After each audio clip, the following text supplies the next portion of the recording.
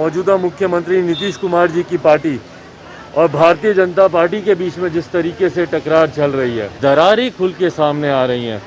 Bharatiya Janata party की तरफ से बहुत कुछ कहा जा रहा है। वैसे भी एनडीए गठबंधन में कुछ सही तो चल नहीं रहा है। वो तभी निकलते हैं जब वो खुद चुनाव की तैयारियों में लगते हैं। वैसे हम लोग मुख्यमंत्री जी को बड़ी से बड़ी घटनाएं हो जाती हैं, हम लोगों ने आज तक कभी नहीं देखा कि मुख्यमंत्री नीतीश कुमार जी कहीं जाते हों। नमस्कार, आप देख रहे हैं लाइव सिटीज में हूँ आपके साथ शिवम। इन दिनों बिहार एनडीए में सब कुछ ठीक नहीं चल रहा है। ऐसा हम इसलिए कह रहे हैं कि बीते दिनों जिस तरह से बिहार सरकार के मंत्री और वीआईपी सुप्रीमो मुकेश सहनी ने यह तक कह दिया था कि बिहार में हमारी ही बदौलत सरकार चल रही है, किसी की औकात नहीं है कि मुझे मंत्री पद से हटा दे। इसी को लेकर जब आज हमने जमुई से सांसद चिराग पासवान से बात की तो उनका क्या कुछ कहना है, पहले आप वो सुने।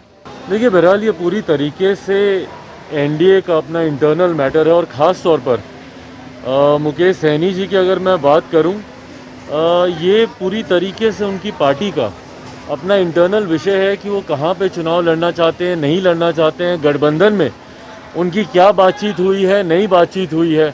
आमतौर पर हम लोग देखते हैं कि जब किसी एक राज्य में गठबंधन होता है तो वो उस राज्य तक के लिए ही सीमित रहता है वो गठबंधन, और बाकी राज्यों में आपके पास स्वतंत्रता होती है। अगर आप लड़ना चाहते हैं आप लड़ सकते हैं, बट बहरहाल ये 1-to-1 इक्वेशन पे डिपेंड करता है। मुझे नहीं पता कि गठबंधन के वक्त मुकेश सहनी जी या उनकी पार्टी की क्या बातचीत हुई थी भारतीय जनता पार्टी से, क्या बातचीत नहीं हुई थी।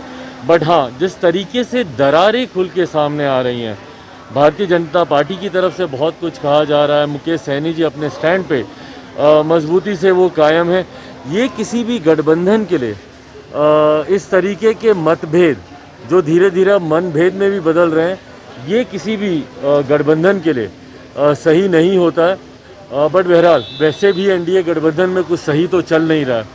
ये तो फिर भी छोटे क्षेत्रीय दल हैं। अगर आप गठबंधन की दोनों प्रमुख दलों को भी अगर आप देखेंगे तो जिस तरीके से मौजूदा मुख्यमंत्री नीतीश कुमार जी की पार्टी और भारतीय जनता पार्टी के बीच में जिस तरीके से टकरार चल रही है और अपने आप को वर्चस्व की लड़ाई में बड़ा दिखाने में दोनों लगे हुए हैं, विभिन्न मुद्दों पर दोनों आमने सामने हैं गठबंधन।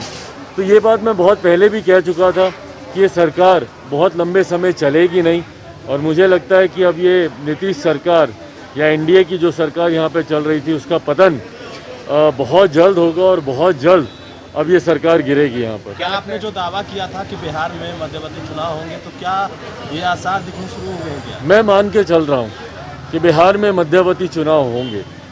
कोरोना की वजह से जो यात्रा मुख्यमंत्री जी की, जिस तथाकथित, मैं इसको तथाकथित ही बोलूँगा, समाज सुधार, क्योंकि मैं नहीं मानता कि बिहारियों को सुधारने के लिए मुख्यमंत्री जी को ऐसी किसी यात्रा पर निकलने की ज़रूरत है। बट बहरहाल जिस तथाकथित समाज सुधार यात्रा पर मुख्यमंत्री जी निकले थे, ऐसी यात्राओं पर अमूमन वो तभी निकलते हैं जब वो खुद चुनाव की तैयारियों में लगते हैं। वैसे हम लोग मुख्यमंत्री जी को बड़ी से बड़ी घटनाएं हो जाती हैं, हम लोगों ने आज तक कभी नहीं देखा कि मुख्यमंत्री नीतीश कुमार जी कहीं जाते हों। तो आपने साफ तौर पे सुना, चिराग पासवान का कहना है कि जिस तरह से मैंने यह दावा किया था कि बिहार में मध्यवर्ती चुनाव जो होने के आसार हैं वो अब दिखने लगे हैं, क्योंकि जिस तरह से एनडीए में लगातार बयानबाजी का दौर है वो घटने का नाम नहीं ले रहा। अब देखने वाली बात यह होगी कि जिस तरह से चिराग पासवान यह दावा कर रहे हैं कि बिहार में मध्यवर्ती चुनाव होंगे, तो ये तो आने वाले वक्त में ही पता चल पाएगा। बहरहाल अब बने रहे हमारे साथ। अगर आपने हमारे चैनल को सब्सक्राइब नहीं किया है तो जल्द से जल्द सब्सक्राइब कर ले। धन्यवाद।